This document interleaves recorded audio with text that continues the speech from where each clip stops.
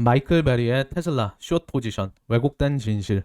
네, 안녕하세요 여러분. 오늘은 영화 빅쇼트의 실제 인물 중 하나인 마이클 버리의 헤지펀드 사이언 캐피탈의 13F가 공개가 되면서 테슬라 투자자들에게 적지 않은 충격을 주고 있는데요.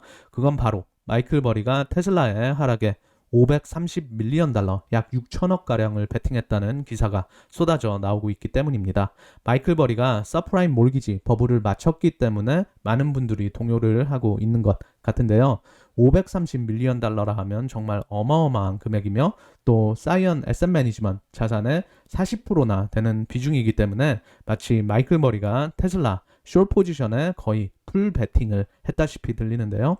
그렇기 때문에 오늘은 이것에 대해 팩트 체크를 해보겠습니다.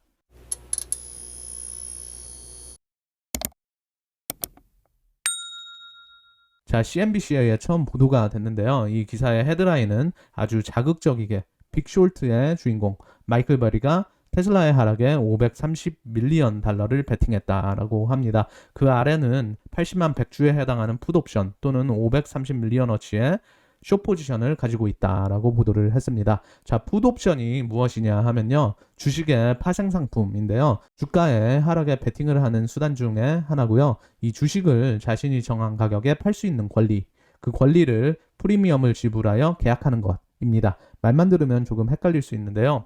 예를 들어서 제가 2월 달에 테슬라의 주가가 하락할 것 같은 거예요. 그래서 테슬라의 주가가 800불이었을 때 800불에 팔 수 있는 권리, 이걸 스트라이크 프라이스라고 하는데요. 즉 800불 스트라이크 풋옵션을 삽니다. 그런데 예상대로 주가가 떨어지죠. 오늘자 테슬라의 주가가 571불인데 편의를 위해 600불이라고 할게요. 자, 그러면 600불에 팔 수 있는 권리라고 그랬죠. 그러니까 현재 주가는 600불인데 저는 800불에 테슬라 주식을 팔 수 있는 거예요. 결과적으로 800 빼기 600불, 200불의 수익을 챙기게 되는 거고요. 이게 풋옵션의 수익 구조입니다. 이 풋옵션은요, 한 계약의 단위가 100주예요. 즉 주식 1주당 프리미엄이 10불이다 하면 100주 단위니까 한 계약당 1000불이 되는 거죠. 자, 그래서 13F 공지를 보면 13F는 분기마다 100 밀리언 달러 이상을 관리하는 기관들이 SEC에 제출해야 하는 매매 보고서예요. 테슬라 풋이라고 돼 있고요.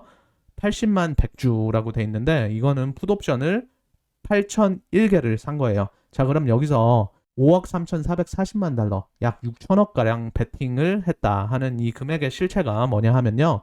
3월 31일 테슬라의 주가가 667.93불이었는데요. 곱하기 80만 100주를 하면 바로 정확히 이 금액이 나오게 되는 겁니다. 그러니 마이클 버리는 80만 100주의 주식을 공매도로 가지고 있는 게 아니고요. 80만 100주에 해당하는 풋옵션 8,001개를 들고 있는 겁니다. 즉 저 어마어마한 금액이 아니라 단지 풋옵션 계약에 프리미엄만 지불한 거다라는 겁니다.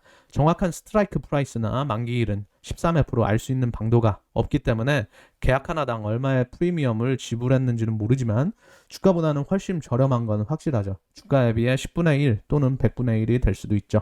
그렇기 때문에 마이클 버리는 이만큼의 금액을 베팅한 것이 아니라 이것보다 훨씬 적은 금액을 베팅한 거라고 보시면 됩니다. 심지어 마이클 버리가 이 숏 포지션을 시작하는 것은 12월에 공개가 되었었는데요. 그때 주가로 예상을 해보면 약 570불 정도의 풋옵션을 샀다고 예상이 됩니다. 12월 달 이후로 주가는 900불을 찍고 내려왔기 때문에 마이클 베리는 이제까지 계속 마이너스였던 거예요. 지금도 마이너스일 가능성이 굉장히 높아요.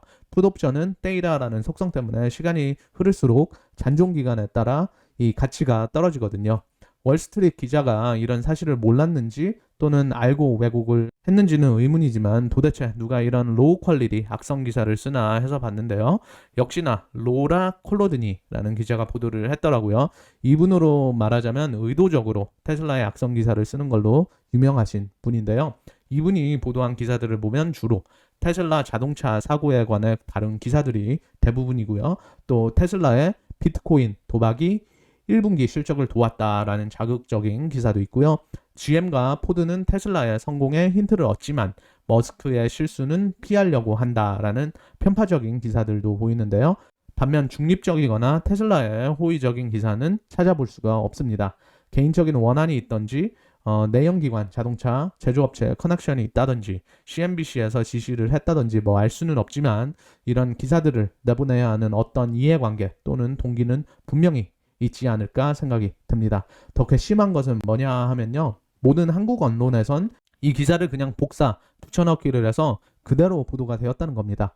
한국경제에서도 빅쇼트 주인공 마이클 버리 테슬라 하락에 5억 달러 베팅, YTN에서도 영화 빅쇼트 주인공 마이클 버리 테슬라 하락에 6천억 베팅, 머니투데이, 한국일보, 아시아경제, 한국경제 등등 수많은 언론사들이 사실 여부는 따지지도 않고요. 정말 아쉽게도 주린이 여러분들은 이런 기사의 사실 여부를 판단하기가 너무 어렵다는 겁니다. 주린이 여러분들이 기사를 완벽히 이해하고 13F 공식 같은 걸 찾아보고 해석해서 판단하는 건 정말 쉬운 일이 아니죠. 문득 마크 트웨인이 한 얘기가 생각이 나는데요. 신문을 읽지 않으면 정보를 얻지 못하고 신문을 읽으면 잘못된 정보를 얻는다. 참 마음 아프지만 정말 공감이 가는 문장인 것 같습니다. 현재 테슬라는 온갖 편파적인 미디어의 공격을 받고 있는 중이라고 생각을 합니다. 테슬라의 혁신으로 인해 지장을 받게 될 산업들은 굉장히 많습니다. 내연기관, 에너지, 운수업 등 테슬라는 앞으로도 끊임없는 공격을 받게 될 것이라고 생각을 합니다. 우리 시청자분들은 모두 이런 공격에서 살아남아 다 같이 웃을 수 있었으면 좋겠습니다.